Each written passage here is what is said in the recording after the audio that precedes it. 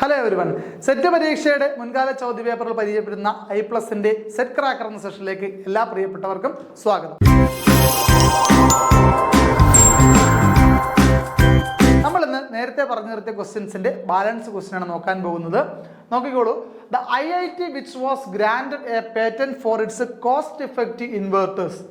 ഏത് IITക്കാണ് cost effective inverters ഉണ്ടാക്കിയതിന് പേറ്റന്റ് ലഭിച്ചതെന്നാണ് ചോദ്യം. അപ്പോൾ നമുക്കൊരു പുതിയ ഇൻവെൻഷൻ നടത്തി കഴിഞ്ഞാൽ അതിന് പേറ്റന്റ് ലഭിക്കും അല്ലെ. പേറ്റന്റ് അപ്ലൈ ചെയ്താൽ നമുക്ക് പേറ്റന്റ് കിട്ടും എന്ന് പറഞ്ഞാൽ നമ്മുടെ അനുവാദമില്ല പിന്നീട് ആർക്കും അതുപോലെ വസ്തു നിർമ്മിക്കുക അല്ലെങ്കിൽ ഒരു ഉപകരണം നിർമ്മിക്കാൻ സാധിക്കുക അല്ലെങ്കിൽ നമുക്ക് അതിനുള്ള റെമ്യൂണറേഷൻ തരേണ്ടി വരും.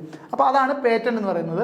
അപ്പോൾ ഇത് ഏത് IITക്കാണ് കോസ്റ്റ് എഫക്റ്റീവായി ഇൻവെർട്ടർ നിർമ്മിച്ചതിന് പേറ്റന്റ് ലഭിച്ചിരിക്കുന്നതാണ് ചോദ്യം. അപ്പോൾ ഇതും ഒരു കറണ്ട് അഫയേഴ്സുമായി റിലേറ്റീവ് ടോപ്പിക്കാണ്. അപ്പോൾ ഇതിൻ്റെ ഓപ്ഷൻസ് നമുക്ക് വേണ്ടുന്ന IIT പാട്ന ഉണ്ട്, IIT Mumbai, IIT Chennai, IIT Palakkad. Actually ഇപ്പോഴും IIT മുംബൈ ഇപ്പോഴും IIT ബോംബെ എന്നും IIT ചെന്നൈ ഇപ്പോഴും IIT മദ്രാസ് എന്നൊക്കെയാണ് അറിയപ്പെടുന്നത് കേട്ടോ. ഓക്കെ, ഓപ്ഷൻസ് ഇങ്ങനെ വന്നുകൊണ്ട് ടെൻഷൻ ഒന്നും വിചാരിക്കണ്ട. ഓക്കെ, അപ്പോൾ ഇതിൽ ഏതായി IITക്കാണ് ഈ പറയുന്ന കോസ്റ്റ് എഫക്റ്റ് ഇൻവെർട്ടേഴ്സ് നിർമ്മിച്ചതിനുള്ള പേറ്റന്റ് ലഭിച്ചതെന്നാണ് ചോദ്യം. അപ്പോൾ അതിൻ്റെ ഓപ്ഷൻസ് കണ്ടല്ലോ. ഈ ഓപ്ഷൻസിൽ നിന്ന് ചൂസ് ചെയ്തതിൻ്റെ ഓപ്ഷന് ഉത്തരമായിട്ട് വരുന്നത് IIT പാട്നയാണ് കേട്ടോ. IIT പാട്നയാണ്. Okay, IIT Patna developed a cost-effective inverter which combines a battery and inverter into one unit. സാധാരണ നമുക്കറിയാം നമ്മുടെ വീട്ടിലേക്ക് വെക്കുന്ന ഇൻവെർട്ടർ അല്ലേ. അപ്പോൾ inverter separate, battery unit separate ആയിട്ടാണ് നമ്മൾ ഇരിക്കുന്നത്. നമ്മുടെ ഒക്കെ ഈ വീടുകളിലൊക്കെ ഇൻവെർട്ടർ ഇരിക്കുന്നത് അല്ലേ. അപ്പോൾ അതിൽ നിന്ന് വ്യത്യസ്തമായിട്ട് എന്താ സംഭവിക്കുകയെന്ന് വെച്ച് കഴിഞ്ഞാൽ ഇൻവെർട്ടറും ബാറ്ററിയും കൂടെ കമ്പൈൻ ചെയ്ത് ഒറ്റ യൂണിറ്റ് ആക്കിയിട്ട്, ബാറ്ററി ഇൻവെർട്ടർ എല്ലാം ഇൻക്ലൂഡ് ആയിട്ടുള്ള ഒറ്റ യൂണിറ്റ് സെപ്പറേറ്റ് ചെയ്ത ഒറ്റ യൂണിറ്റ് ആക്കി ആണ് അവരെന്ത് ചെയ്തത്, ഈ കോസ്റ്റ് എഫക്റ്റീവ് ആയിട്ടുള്ള ഈ ഒരു ഇൻവെർട്ടർ നിർമ്മിച്ച IIT പാട്നയിലെ യങ് സയൻറ്റിസ്റ്റുകളാണ് നിർമ്മിച്ചിരിക്കുന്നത്. Okay, which reduces weight and promotes clean and green energy generation with improved battery life and durability compared to conventional inverters. അതായത് വെയിറ്റ് കുറവാണ്, clean and green energy production നടക്കും, അതുപോലെ ഇംപ്രൂവ്ഡ് ബാറ്ററി ലൈഫ് കൂടുതലാണ്, and ഡ്യൂറബിലിറ്റിയും കൂടുതലാണ് compared to convention. സാധാരണ നമ്മളൊക്കെ വാങ്ങിച്ചു വെക്കുന്ന അല്ലെങ്കിൽ നമ്മളൊക്കെ ഉപയോഗിക്കുന്ന സാധാരണ ഇൻവെർട്ടറുകൾ നിലവിൽ മാർക്കറ്റിൽ അവൈലബിൾ ആയിട്ടുള്ള കൺവെൻഷണൽ ആയിട്ടുള്ള ഇൻവെർട്ടറുകളെ വെച്ച് കമ്പയർ ചെയ്യുമ്പോൾ ഈ അഡ്വാൻറ്റേജുകളുള്ള ഒരു ഇൻവെർട്ടറാണ് ഇത് IIT പാട്ന ഡിസൈൻ ചെയ്തെടുത്ത ഈ ഇൻവെർട്ടർ. അപ്പോൾ അതിനാണ് എന്ത് ലഭിച്ചിരിക്കുന്നത്, പേറ്റന്റ് ലഭിച്ചിരിക്കുന്നത്. ഓക്കെ ആണല്ലോ. ശരി, നെക്സ്റ്റ് ക്വസ്റ്റ്യൻ നോക്കാം. The art forms from Kerala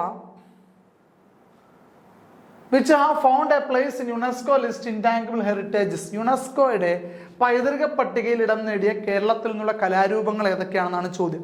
ഈ ക്വസ്റ്റ്യൻ ഉത്തരം അറിയാത്ത ഒരാളെ സംബന്ധിച്ച് തെറ്റാൻ വളരെ സാധ്യതയുണ്ട് അറ്റൻഡ് ചെയ്യാൻ ശ്രമിച്ചാൽ. ഓക്കെ, അപ്പോൾ നോക്കൂ. The art forms from Kerala which have found a place in UNESCO's list of intangible heritages. അതായത് യുനെസ്കോയുടെ പൈതൃക പട്ടികയിൽ ഇടം നേടിയ കേരളത്തിൽ നിന്നുള്ള കലാരൂപങ്ങൾ ഏതൊക്കെയാണെന്നാണ് ചോദ്യം. Option നോക്കിയോളൂ. Kathakali, Bharatanatyam, Koodiyattam, Mudiyettu.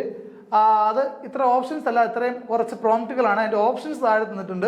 1 and 2 only, 2 and 3 only, 3 and 4 only, 1 and 3 only. ഇതിൻ്റെ അകത്ത് സെലക്ട് ചെയ്തെടുക്കണം. അവിടുന്ന് വേണം നമ്മൾ ഓപ്ഷൻ സെലക്ട് ചെയ്യാൻ. 2 പേരുണ്ടെന്ന ഓപ്ഷൻ നമുക്ക് കാണുമ്പോൾ മനസ്സിലാവും അല്ലേ. 1 and എല്ലാം 2 വീതമുള്ള ഓപ്ഷൻസ് ആണ്. അപ്പോൾ 1 and 2 only, അല്ലെങ്കിൽ 2 and 3 only, 3 and 4 only, അല്ലെങ്കിൽ 1 and 3 only. ഇതിൽ നിന്ന് ഏതെങ്കിലും ഒരാളെ ചൂസ് ചെയ്യണം. ചൂസ് ചെയ്യുമ്പോൾ 2 പേരാണുള്ളത്. ഈ 2 പേരെ നമുക്ക് സോർട്ട് ഔട്ട് ചെയ്യണം. ശ്രദ്ധിക്കേണ്ട കാര്യം, ഇതിനെപ്പറ്റി ധാരണ ഇല്ലാത്ത ഒരാൾ ഈ ക്വസ്റ്റ്യൻ അറ്റൻഡ് ചെയ്യാൻ പോയി കഴിഞ്ഞാൽ ഉറപ്പായിട്ടും തെറ്റും. മനസ്സിലായോ? കാരണം കഥകളി, ഭരതനാട്യം, കൂടിയാട്ടം, മുടിയേറ്റ് നമുക്ക് ഏറ്റവും പോപ്പുലറായി നമുക്ക് ഫീൽ ചെയ്യുന്നൊരു ആർട്ട് ഫോമാണ് കേരളത്തിലേത് കഥകളി എന്ന് പറയുന്നത്. ഈ കഥകളി നമുക്ക് ഇതിനെപ്പറ്റി ചോദ്യത്തെപ്പറ്റി ഞാൻ പറയുന്നത് വീണ്ടും ചോദ്യത്തെപ്പറ്റി ധാരണ ഇല്ലാത്ത ഒരാൾ അറ്റൻഡ് ചെയ്യാൻ ശ്രമിച്ചാൽ തെറ്റ് പറ്റിയേക്കാൻ സാധ്യതയുള്ള ഒരു കാര്യമാണ് പറയുന്നത്. കഥകളിയും ഭരതനാട്യവും ഇത് രണ്ടും വളരെ പോപ്പുലറാണ് മറ്റുള്ളതിനെ അപേക്ഷിച്ച്. ഈ പറയുന്ന കൂടിയാട്ടത്തിനെയും മുടിയേറ്റിനെ അപേക്ഷിച്ച് നമ്മൾ കുറച്ചും കൂടി പോപ്പുലറായിട്ട് നമ്മൾക്ക് അല്ലെങ്കിൽ ഒരുവിധപ്പെട്ടവർക്കൊക്കെ അറിയാവുന്ന അല്ലെങ്കിൽ ശ്രദ്ധിച്ചിട്ടുള്ളതൊക്കെ കഥകളിയും ഭരതനാട്യവും ഒക്കെ ആയിരിക്കാം ഒരു പക്ഷേ ഇവിടുത്തെ ഓപ്ഷൻ ആൻസർ വരുന്നത് 3 and 4 only എന്നുള്ളതാണ്. അതായത് കൂടിയാട്ടവും മുടിയേറ്റുമാണ് കേരളത്തിൽ നിന്നും യുനെസ്കോ പൈതൃക പട്ടികയിൽ ഇടം നേടിയ ആർട്ട് ഫോംസ്. ഓക്കെ, അപ്പോൾ the first art form of Kerala which got placed in the UNESCO heritage list is Koodiyattam. ആദ്യമായിട്ട് യുനെസ്കോയുടെ പൈതൃക പട്ടികയിൽ ഇടം നേടിയ എന്താണ് കലാരൂപം ഏതാണെന്ന് വെച്ചാൽ കൂടിയാട്ടമാണ്. ഓക്കെ, ആദ്യമായിട്ട്. അപ്പോൾ രണ്ടാമതൊരു ക്വസ്റ്റ്യൻ, നേരത്തെ ഒരു പ്രീവിയസ് ഇയർ ക്വസ്റ്റ്യൻ കണ്ടതാണ്. കൂടിയാട്ടത്തിന് ശേഷം അങ്ങനെ എടുത്തു പറഞ്ഞു, കൂടിയാട്ടത്തിന് ശേഷം യുനെസ്കോയുടെ പൈതൃക പട്ടികയിടം നേടിയ കലാരൂപം ഏതാണ്? അങ്ങനെ ചോദിച്ചാൽ അടുത്ത കൂടിയാട്ടത്തിന് ശേഷം പിന്നീട് യുനെസ്കോയുടെ പൈതൃക പട്ടികയിടം നേടിയ കലാരൂപമാണ് മുടിയേറ്റ് എന്ന് പറയുന്നത്. ഓക്കെ, അപ്പോൾ കൂടിയാട്ടവും മുടിയേറ്റുമാണ് കേരളത്തിൽ നിന്നും യുനെസ്കോ പൈതൃക പട്ടികയിൽ ഇടം നേടിയ കലാരൂപങ്ങൾ. ശ്രദ്ധിക്കുക. ഓക്കെ, അതിൽ തന്നെ ആദ്യം പട്ടികയിൽ ഇടം നേടിയ ആരാണ്? കൂടിയാട്ടമാണ്. പിന്നീടാണ് മുടിയേറ്റിന് ഇടം ലഭിക്കുന്നത്. ഓക്കെ ആണല്ലോ. നെക്സ്റ്റ് ക്വസ്റ്റ്യൻ നോക്കോളൂ. The astronaut who has spent the maximum time in space. എന്ന് പറഞ്ഞാൽ ബഹിരാകാശത്ത് ഏറ്റവും കൂടുതൽ സമയം ചെലവഴിച്ചിട്ടുള്ള ബഹിരാകാശ യാത്രികൻ ആരാണെന്നാണ് ചോദ്യം. ഓപ്ഷൻ നോക്കുകയുള്ളൂ. Scott Kelly, Sunita Williams, Oleg Kononenko, Gennady Padalka. ഇത്രയും പേരുടെ പേരുണ്ട്. ഇതിൽ നിന്നും ബഹിരാകാശത്ത് ഏറ്റവും കൂടുതൽ സമയം ചെലവഴിച്ചിട്ടുള്ള ബഹിരാകാശ യാത്രികൻ ആരാണെന്നാണ് ചോദ്യം. ബഹിരാകാശത്ത് ഏറ്റവും കൂടുതൽ സമയം ചെലവഴിച്ചിട്ടുള്ളൂ. അപ്പം അങ്ങനെ നോക്കിയാൽ ഇവിടുന്ന് ഓപ്ഷൻ്റെ അകത്തും നമുക്ക് പെട്ടെന്ന് അല്ലെങ്കിൽ ഇത് കൃത്യമായിട്ട് ഫോളോ അപ്പ് ചെയ്യാത്ത ഒരാളെ സംബന്ധിച്ച് ഈ ഓപ്ഷൻ സെലക്ട് ചെയ്യുന്നത് കുറച്ച് ബുദ്ധിമുട്ടായിരിക്കും.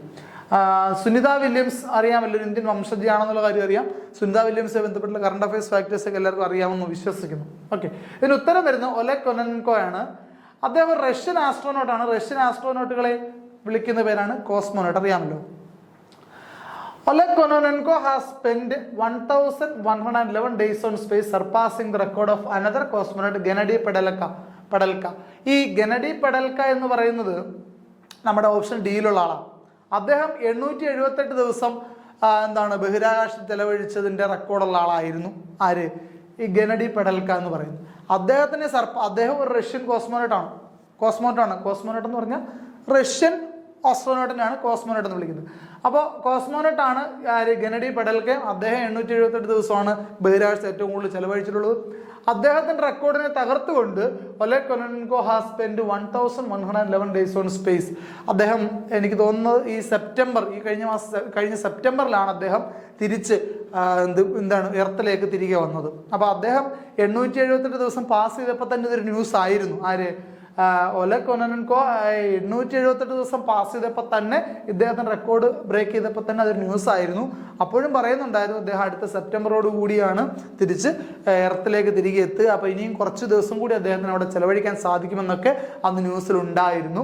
അപ്പോൾ അങ്ങനെ 1711 ദിവസം സ്പേസിൽ കഴിഞ്ഞതിൻ്റെ റെക്കോർഡുമായിട്ടാണ് അദ്ദേഹം തിരികെ വന്നത്. ഓക്കെ, ഇവര് സ്പേസിൽ ചെലവഴിക്കുക എന്ന് പറഞ്ഞാൽ ISS ഇന്റർനാഷണൽ സ്പേസ് സ്റ്റേഷനിലാണ് അവരത് ചെയ്യുന്നത്. റിസർച്ചും കാര്യങ്ങളും ഒബ്സർവേഷൻസും ഒക്കെ ആയിട്ട് ആ ISS നിൽക്കുന്ന ആണ് ഈ പറയുന്ന ഇത്രയും ദിവസം എന്നുള്ള കൺസെപ്റ്റ് എടുക്കുന്നത് കേട്ടോ. അത്രയും ദിവസം, അല്ലാതെ സ്പേസിൽ ചുമ്മാതെ ഇറങ്ങി നടന്നല്ല. ISS എന്ന് പറയുന്ന അന്താരാഷ്ട്ര ബഹിരാകാശ നിലയത്തിൽ റിസർച്ചും മറ്റു കാര്യങ്ങളും ഒക്കെ ആയിട്ട് ചെലവഴിച്ച ദിവസങ്ങളാണ് ഈ ടോട്ടൽ കൗണ്ടിൽ കൂട്ടിയിരിക്കുന്നത്. ഓക്കെ, മറ്റ് റിലേറ്റഡ് ഓപ്ഷൻസോട് നോക്കി കഴിഞ്ഞാൽ most space walks done by a woman, അതായത് ബഹിരാകാശ നടത്തം ഏറ്റവും കൂടുതൽ നടത്തിയിട്ടുള്ള വനിത ആരാന്ന് ചോദിച്ചാൽ അത് സുനിത വില്യംസ്. ഇന്ത്യൻ വംശജയായിട്ടുള്ള അമേരിക്കൻ ആസ്ട്രോനോട്ട്, അതായത് നാസയുടെ ആസ്ട്രോനോട്ടാണ്, ഇന്ത്യൻ വംശജയാണ് അവര്. അപ്പോൾ അവരാണ് ഏറ്റവും കൂടുതൽ ബഹിരാകാശ നടത്തം ഒരു വനിത എന്ന നിലയിൽ നടത്തിയിട്ടുള്ളത്. 7 തവണയാണ് ബഹിരാകാശ നടത്തം നടത്തിയിട്ടുള്ളത്. Longest single space flight by a woman, അതായത് ഒറ്റ ഫ്ലൈറ്റിൽ ഏറ്റവും കൂടുതൽ സമയം സ്പേസിൽ ചെലവഴിച്ച വനിത ആരാണെന്ന് ചോദിച്ചാൽ അതും സുനിത വില്യംസ് ആണ്. ഓക്കെ, നേരത്തെ നമ്മൾ ഈ പറഞ്ഞത് എന്താണ്? ഇത്ര അവരുടെ ടോട്ടൽ ടൈമാണ്. ചിലപ്പം ഒരു വട്ടം പോയി വന്നു, പിന്നെ കുറച്ച് വർഷങ്ങൾക്ക് ശേഷം പിന്നെ ഒന്ന് പോയി, പിന്നെ വന്നു, അങ്ങനെയുള്ള ടോട്ടൽ കൗണ്ടാണ് ഇതിനകത്ത് കൂട്ടിയിരിക്കുന്നത്. ഇത് പറഞ്ഞത് ഒറ്റ യാത്രയിൽ, അതായത് ഒരു യാത്ര പോയി മാക്സിമം ഡേയ്സ് നിന്ന് തിരികെ വന്ന ഏറ്റവും കൂടുതൽ ദിവസം നിന്ന വനിത ആരാണെന്ന് ചോദിച്ചാൽ അത് സുനിത വില്യംസായിട്ട് കണക്ട് ചെയ്യുന്ന ഉത്തരങ്ങൾ പറഞ്ഞു തന്നേ ഉള്ളൂ. ഓക്കെ, അതുപോലെ സുനിത വില്യംസ് ആണ് ആദ്യമേ ബഹിരാകാശത്ത് ഒരു മാരത്തോൺ ഓടിയത് എന്നും ഒരു റെക്കോർഡ് സുനിത വില്യംസിൻ്റെ. അപ്പോൾ മാരത്തോൺ ഓടുക എന്നൊക്കെ പറഞ്ഞത് എങ്ങനെ മാരത്തോൺ ഓടുക എന്നൊരു ചിന്ത വരും അല്ലേ? മാരത്തോൺ അത്രയും ദൂരം എങ്ങനെയാണ് സ്പേസിൽ ഓടുക എന്ന്. അപ്പോൾ മാരത്തോൺ ഓടി വേറെ ഒന്നുമല്ല, ട്രെഡ്മില്ലിലാണ്. അവരുടെ ISS ഇന്റർനാഷണൽ സ്പേസ് സ്റ്റേഷനിലുള്ള ട്രെഡ്മിൽ, അറിയാമല്ലോ ട്രെഡ്മിൽ എന്താണ്? ഈ ട്രെഡ്മിൽ എന്ന ഉപകരണത്തിലാണ് അവർ അത്രയും ദൂരം ഓടി എന്നുള്ളതാണ് അതിനകത്ത് ശ്രദ്ധിക്കേണ്ടുന്ന കാര്യം. Okay, presently Sunita Williams is in ISS, അറിയാമല്ലോ. സുനിത വില്യംസ് ഇന്റർനാഷണൽ സ്പേസ് ബഹിരാകാശ നിലയത്തിലാണ്. She and Wilmore went for an 8-day space mission, but due to helium leak in the spacecraft Boeing Starliner, they got stuck in the ice. അതായത് 8 ദിവസത്തേക്ക് ഒരു യാത്രയായിട്ടാണ് സ്പേസിലേക്ക് പോകാൻ വേണ്ടിയിട്ടാണ് ഒരു അത്ര തയ്യാറെടുപ്പുകളും കാര്യങ്ങളൊന്നും ഇല്ലാതാണ് അവർ പോയത്. കാരണം 8 ദിവസത്തേക്കുള്ളതാണെന്നുള്ള ചിന്തയിലാണ്.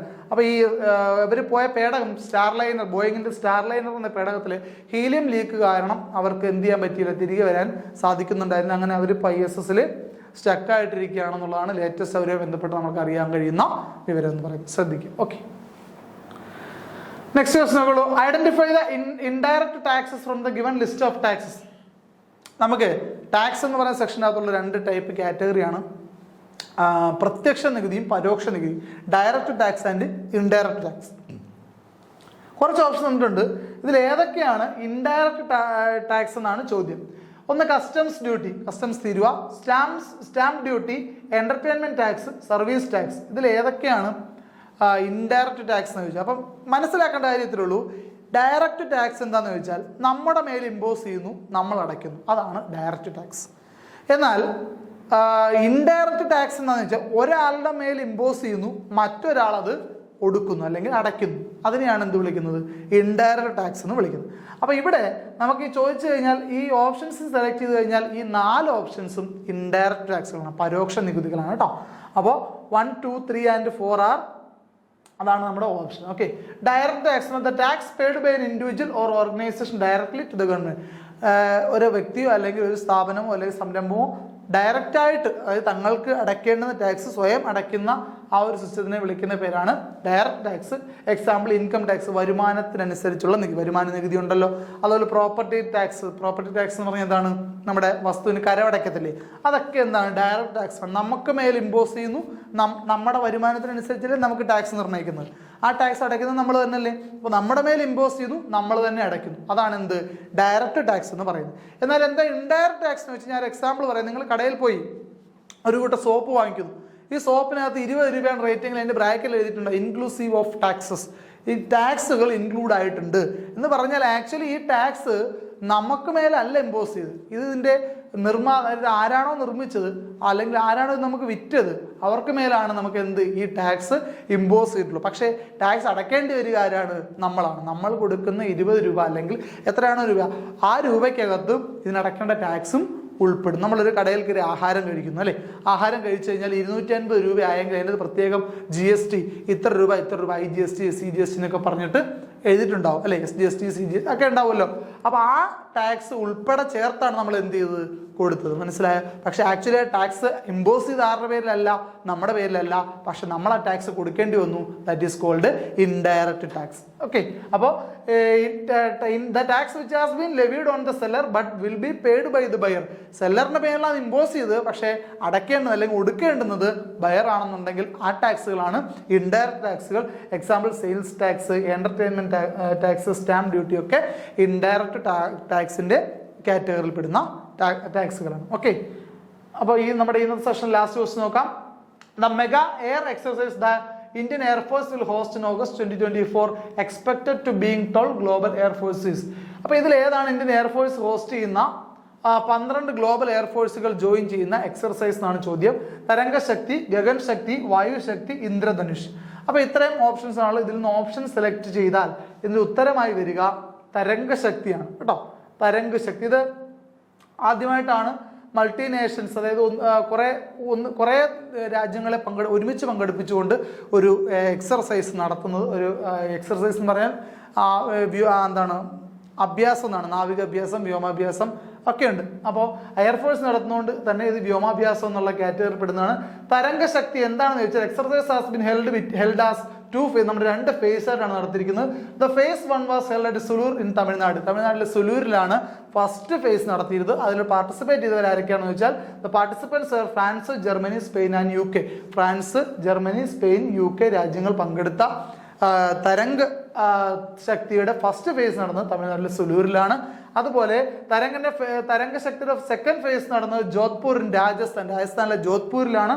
അതിൽ പാർട്ടിസിപ്പേറ്റ് ചെയ്ത രാജ്യങ്ങൾ Australia, Bangladesh, Greece, Japan, Singapore, UAE and USA. ഇത്രയും രാജ്യങ്ങളാണ് ഇവിടെ രാജസ്ഥാനിലെ ജോധ്പൂരിൽ നടന്ന ഈ എക്സർസൈസിൽ പങ്കെടുത്തത്. അപ്പോൾ ഒരു രാജ്യം തങ്ങളുടെ കഴിവ് അല്ലെങ്കിൽ തങ്ങളുടെ സൈനിക ശേഷി എത്രമാത്രം ഉണ്ടെന്ന് മറ്റു രാജ്യങ്ങളെ പ്രദർശിപ്പിക്കാൻ അല്ലെങ്കിൽ മറ്റ് അഭ്യുദയകാംക്ഷികളെ ശ്രദ്ധിപ്പിക്കാൻ വേണ്ടി അല്ലെ അവരെ അറിയിക്കാൻ വേണ്ടി നടത്തുന്ന ഒന്നാണ് എന്ത് ഈ നേവൽ എക്സർസൈസ് അല്ലെങ്കിൽ എയർഫോഴ്സ് എക്സർസൈസുകൾ എന്നൊക്കെ പറയുന്നത്. അപ്പോൾ അതിൻ്റെ കാറ്റഗറിയിൽ പെടുന്ന തരംഗശക്തി 2 ഫേസ് ആയിട്ടാണ് നടന്നത്. ഇത്രയും ഈ ഓൾമോസ്റ്റ് 12 ഗ്ലോബൽ എയർഫോഴ്സ് പവറുകൾ മീറ്റ് ചെയ്ത വളരെ പ്രധാനപ്പെട്ട ഒരു എക്സർസൈസ് ആയിരുന്നു ഈ പറയുന്ന തരംഗശക്തി എന്ന് പറയുന്നത്. ഓക്കെ, മറ്റു കാര്യങ്ങൾ നോക്കിയാൽ ഇന്ദ്രധനുഷ് എന്ന് പറയുന്നത് it is A joint air force between India and United kingdom. ഇന്ത്യയും യുണൈറ്റഡ് കിങ്ഡവും തമ്മിൽ നടക്കുന്ന ഒരു സംയുക്ത എയർഫോഴ്സ് എക്സർസൈസ് ആണ് ഇത് ഇന്ദ്രധനുഷ് എന്ന് പറയുന്നത്. അതുപോലെ വായുശക്തി എന്ന് പറയുന്ന air force exercise conduct on 2024 February near Pokhran Jaisalmer. ജയ്സാൽമറിലെ രാജസ്ഥാനിലെ ജയ്സാൽമറിൽ പൊക്രാൻ എയർസ്ട്രിപ്പിൽ ആ ഭാഗത്ത് നടത്തിയ എക്സർസൈസ് എയർ എക്സർസൈസ് ആണ് ഇത് വായുശക്തി എന്ന് പറയുന്നത്. അതുപോലെ ഗഗൻ ശക്തി എന്ന് വെച്ചാൽ ഗഗൻ ശക്തി 2024 seeks to evaluate integrated war fighting strategies and tactics in collaboration with the Indian Navy and Indian Army. Indian navy Indian ആർമിയുടെ ചേർന്ന് സംയുക്തമായി നടത്തിയ അഭ്യാസമാണ് ഗഗൻ ശക്തി എന്ന് പറയുന്നു. അപ്പോൾ ഇത്രയുമാണ് ഈ മിലിറ്ററി എക്സർസൈസുകൾ. വളരെ ഇമ്പോർട്ടൻ്റ് ആയ ഒരു ടോപ്പിക്കാണ്. അതുപോലെ ഇത് ഇപ്പം മറ്റു നേഷൻസുമായി കമ്പയർ ചെയ്ത ഒരുപാട് നമ്മളിപ്പോൾ ഓപ്ഷനുമായിട്ടുള്ള ഡിസ്ക്രിപ്ഷൻ മാത്രമാണ് പറഞ്ഞത്. മറ്റു പല നേഷൻസുമായിട്ട് സ്ഥിരമായി നടത്തുന്ന ചില എക്സർസൈസുകളുണ്ട്. അതെല്ലാം മിക്കവാറും വർഷങ്ങളിൽ റിപ്പീറ്റ് ചെയ്ത് നടത്താറുണ്ട്, പേര് മാറാറില്ല. അപ്പോൾ അങ്ങനെയൊക്കെയുള്ള എക്സർസൈസുകളൊക്കെ ഉണ്ട്. അതും കൂടി ഈ അവസരത്തിൽ ഒന്ന് ശ്രദ്ധിച്ചുകൊള്ളണം. അപ്പോൾ നമ്മുടെ ഈ ഒരു സെഷൻ ഇന്നിവിടെ നമുക്ക് വൈൻഡപ്പ് ചെയ്യാം. അടുത്തൊരു സെഷൻ നമുക്ക് വീണ്ടും കാണാം. Good bye.